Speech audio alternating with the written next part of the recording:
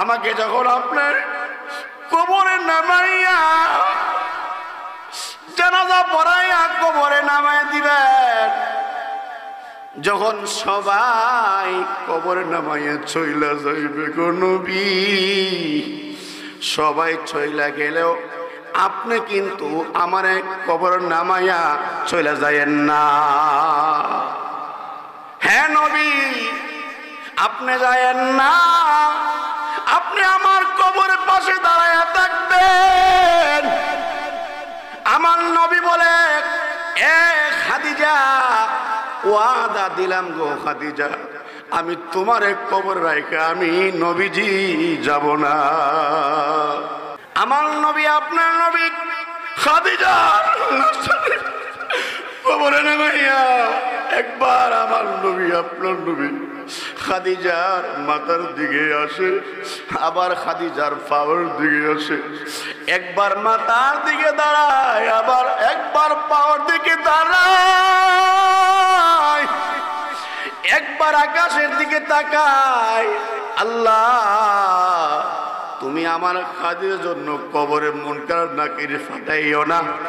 ও আল্লাহ, তুমি আমার খাদিজার জন্য কবর মুনকার নাকির ফাটাইও না। আমার খাদিজা কবরে বড় ভয় করে।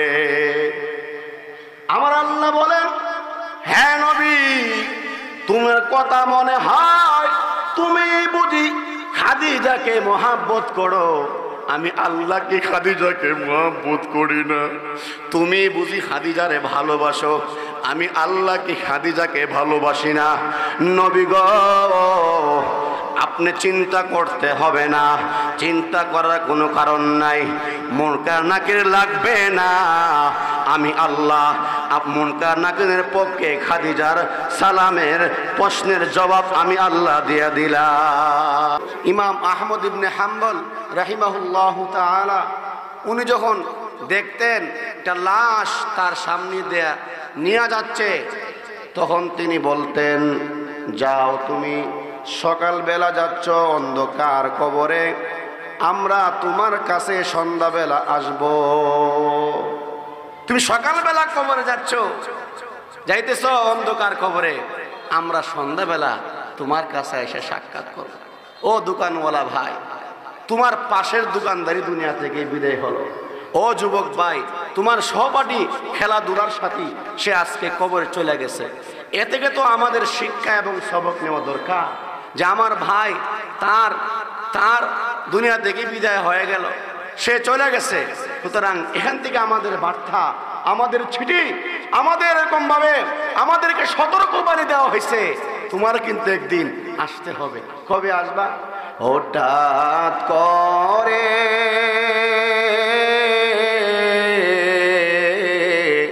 হঠাৎ করে শুনবে কেদিন আমার মৃত্যুর খবর,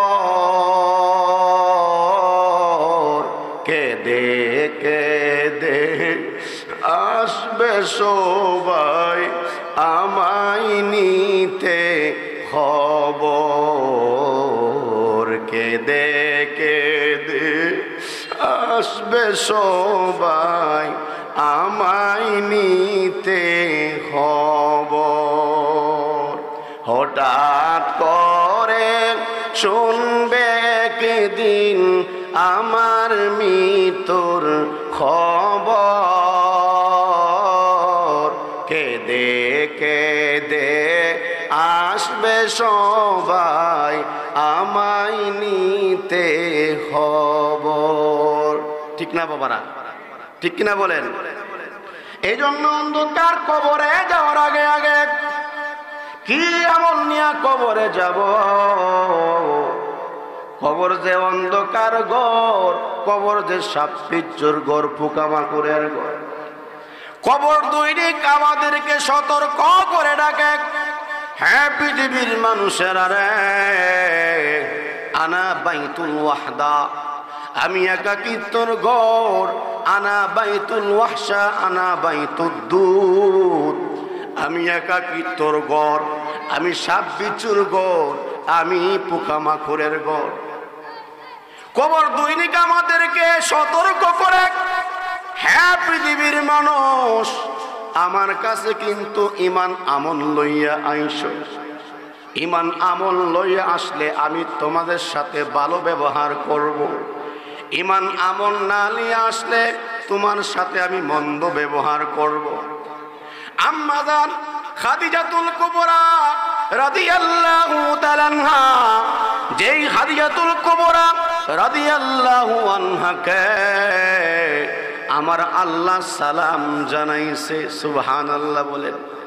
যে খাদিজা জান্নাতি মহিলা, ওই খাদিজাতুল কুবরা রাদিয়াল্লাহু আনহাও মৃত্যুর আগে বড় ভয় করতেন কবরকে। খাদিজাতুল কুবরা রাদিয়াল্লাহু আনহা আল্লাহর নবী রহমাতুল লিল আলামিনকে বলেন, নবী গো, আমার বড় ভয় লাগে, আমি কিভাবে অন্ধকার কবরে থাকব। অথচ খাদিজা জান্নাতি, সুবহানাল্লাহ। খাদিজাতুল কুবরা রাদিয়াল্লাহু আনহা চিন্তিত। আমার নবী, বিশ্ব নবী খাদিজাকে সান্ত্বনা দিয়ে বলল, খাদিজা গো, তুমি কেন চিন্তিত, কান্নাকারি করো কেন? ও নবীজি, আমি এই জন্য কান্দি, আমার ভয় হয় আমি কি আমল নিয়ে কবর দিয়ে যাচ্ছি। ইন্তেকালের পূর্বে খাদিজাতুল কুবরা রাদিয়াল্লাহু আনহা আমার নবীকে একটা ওসিয়ত করে গিয়েছিল, হ্যাঁ নবী, আমার জীবন যৌবন মাল সম্পদ সব কিছু আপনাকে কুরবানি করে দিয়েছি গো নবী। নবী গো, আমি দ্বীনের রাস্তায় সব কিছু সম্পদ ব্যয় করে দিয়েছি। আল্লাহর নবী গো, আমি সব সুখ সব কিছু ত্যাগ করেছি আপনাকে পাওয়ার জন্য, আল্লাহর রাজামন্দির জন্য। নবীজি বলেন, খাদিজা কেন তুমি চিন্তা করো? খাদিজাতুল কুবরা বলেন, নবী গো, আমার ওসিয়ত আপনি রাখবেন নি গো নবী। বলে, খাদিজা কি ওসিয়ত বলো, তোমার ওসিয়তটা আমি রাখবো। ওগো নবীজি, আমার এক নম্বর ওসিয়ত হলো গো নবী, আমার ইন্তিকালের পর দুনিয়ার কোন কাফনের কাপড় দিয়া আমাকে কাফন পরাবেন না। ও নবী, দুনিয়ার বাজারের কাফনের কাপড় দিয়া আমার কাফন পরায়েন না গো নবী। আমি আপনার একটা মুবারক জুব্বা আমি ধৌত করিয়া আলমারির মধ্যে রাইখা দিছি গো নবী। আল্লাহর নবী গো, এই কাপড়টা দিয়া আপনার জুব্বা দিয়ে আমার কাফনের কাপড় পরাইয়া দিয়ে। আমার নবী, আপনার নবী খাদিজাতুল কুবরা রাদিয়াল্লাহু আনহাকে বলেন, খাদিজা গো, তোমার আবদারটা আমি রাখবো। আম্মা জান খাদিজাতুল কুবরা রাদিয়াল্লাহু আনহা ইন্তিকালের পর জয়নব, উম্মে কুলসুম, রুকাইয়া তারা এদারে এরকম ভাবে কান্নাকারি শুরু করে দিয়েছে মার বিয়োগে। কিন্তু ফাতেমা রাদিয়াল্লাহু আনহা বড় নীরবে কান্দে। তিনজন, উম্মে কুলসুম, রুকাইয়া, জয়নব জোরে জোরে কান্দে। আর কলিজার টুকরা নবীজির মেয়ে ফাতেমা আস্তে আস্তে কান্দে। আমার নবী বলেন, এ ফাতেমা, তোমার মা খাদিজা রাদিয়াল্লাহু আনহা ইন্তিকালের পূর্বে আমার ওসিয়ত করে গিয়েছিল, তুমি যেন তোমার মা খাদিজাকে গোসল করাও। সুবহানাল্লাহ। তুমি যেন গোসল করাইয়া কাফনের কাপড়টা তুমি যেন পরাও। এই ওসিয়তটা তোমার মা আমার কাছে বলে গেছে। নবী কিন্তু খাদিজা কিন্তু ইচ্ছা করলে জয়নবকেও বলতে পারত, রুকায়া উম্মু কুলসুমকে ওসিয়ত করে যেতে পারতো, শুধু আমার নবী ফাতেমা তো জোহরাকে ওসিয়ত করে গেলেন। তাহলে বুঝেন ফাতেমা আমার নবীর কাছে কত দামি ছিল, মহাব্বতের ছিল, এবং মা খাদিজাতুল কুবরার কাছে কত দামি ছিল। সুবহানাল্লাহ বলেন। এর থেকে বোঝা যায় স্ত্রী যদি মারা যায় তাহলে স্বামী তাকে গোসল করাইতে পারবে না, কাফনের কাপড় পরাইতে পারবে না। যদি ইচ্ছা হয়, প্রয়োজন হয়, স্বামীকে স্ত্রী গোসল এবং কাফনের কাপড় পরাইতে পারবে। আমার ভাইয়েরা বন্ধুরা, ওয়াজ করার জন্য এখানে আসি নাই। আমি এলাকার কৃতি সন্তান, এই মাদ্রাসায় আমার প্রাথমিক শিক্ষা নেওয়া, এই জন্য আপনাদের সকল কাছে দোয়া নেওয়ার জন্য আসা। আপনাদের দোয়া এবং ভালোবাসা নিয়ে বাংলাদেশের বিভিন্ন জায়গাতে আলোচনা করি। আলহামদুলিল্লাহ বলেন। লম্বা চূড়া বলার সুযোগ নাই এবং সময় নাই। খাদিজাতুল কুবরা রাদিয়াল্লাহু আনহা কান্দে আর নবীজিকে বলেন, নবী গো,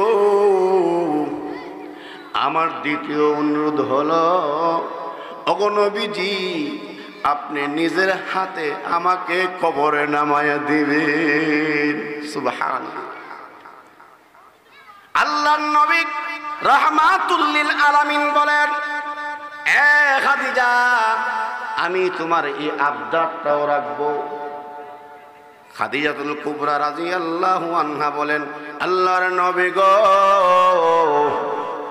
আমার 3 নম্বর দাবি হলো গো নবী, আমাকে যখন আপনার কবরে নামাইয়া, জানাজা পড়াইয়া কবরে নামাইয়া দিবেন, যখন সবাই কবরে নামাইয়া চইলা যাইবে গো নবী, সবাই চইলা গেলেও আপনি কিন্তু আমার কবর নামাইয়া চইলা যায়েন না। হ্যাঁ নবী, আপনি যায়েন না, আপনি আমার কবরের পাশে দাঁড়ায়া থাকবেন। আমার নবী বলে, এ খাদিজা, ওয়াদা দিলাম গো খাদিজা, আমি তোমার কবর রাইখা আমি নবীজি যাব না। আগে তো জানাজার নামাজের বিধান নাজিল হয় নাই। এখন যে আমরা 4 তাকবীরে জানাজার নামাজ পড়ি, আম্মা জানা খাদিজা রাদিয়াল্লাহু আনহার জানাজার নামাজ এভাবে হয় নাই। ওই সময় জানাজার বিধান নাজিল হয় নাই। আমার নবী, আপনার নবী খাদিজা কবরে নামাইয়া একবার আমার নবী, আপনার নবী খাদিজার মাথার দিকে আসে, আবার খাদিজার পাওয়ার দিকে আসে, একবার মাথার দিকে দাঁড়ায়, আবার একবার পাওয়ার দিকে দাঁড়ায়, একবার আকাশের দিকে তাকায়। আল্লাহ, তুমি আমার খাদিজার জন্য কবরে মুনকার নাকির ফাটাইও না। ও আল্লাহ, তুমি আমার খাদিজার জন্য কবর মুনকার নাকির ফাটাইও না। আমার খাদিজা কবরে বড় ভয় করে। আমার আল্লাহ বলেন, হ্যাঁ নবী, তোমার কথা মনে হয় তুমি বুঝি খাদিজাকে মহাব্বত করো, আমি আল্লাহকে খাদিজাকে মহব্বত করি না। তুমি বুঝি খাদিজারে ভালোবাসো, আমি আল্লাহকে খাদিজাকে ভালোবাসি না। নবী গো, আপনি চিন্তা করতে হবে না, চিন্তা করার কোনো কারণ নাই, মুনকার নাকির লাগবে না। আমি আল্লাহ মুনকার নাকিরের পক্ষে খাদিজার সালামের প্রশ্নের জবাব আমি আল্লাহ দিয়ে দিলাম। ভাইয়ের আমার, বন্ধুর আমার, এই খাদিজা জান্নাতে সার্টিফিকেট পাইছে, তারপরে কবরে বই পড়ছে। কথা কোন ঠিক কিনা? রাবিয়া বসরিয়া রাহিমাহুল্লাহু তাআলা নিজেকে আল্লাহকে পাওয়ার জন্য স্বামী গ্রহণ করে নাই। ইতিহাস প্রমাণ করে প্রথম দিক দিয়ে স্বামী গ্রহণ করেছিল, স্বামীর ইন্তিকালের পরে আর সে স্বামী গ্রহণ করে নাই। কেন? স্বামী গ্রহণ করলে স্বামীকে সময় দেওয়া লাগবে না, আমি আমার আল্লাহকে পাওয়ার জন্য স্বামী গ্রহণ করলাম না। এই খাদিজাতুল কুবরা রাদিয়াল্লাহু রাবিয়া বসরিয়া রাহমাতুল্লাহ আলাইহাকে যখন মৃত্যুর পরে ইন্তেকালের পরে তারে কবরে নামায় দিছে, মুরগা নাকি আয়েশা প্রশ্ন করে মার রব্বুকে ওমা দীনুকে ওমা নবিয়ুকে, রাবিয়া বলো তোমার রবকে, তোমার দিন কি, তোমার নবীকে। রাবিয়া উল্টা প্রশ্ন করে মুরগা নাকিরকে তোমরা কোথা থেকে আসছো, কে পাঠাইছে, আল্লাহু আকবার কর না। মুরগা নাকির তো আশ্চর্য হয়ে গেল, ব্যাপার কি? হ্যাঁ প্রভু, তুমি আমাদেরকে বলেছো রাবিয়াকে প্রশ্ন করার জন্য, রাবিয়া উল্টা আমাদেরকে প্রশ্ন করে। আর রাবিয়া বলতেছে তোমরা কার পক্ষ থেকে আসছো?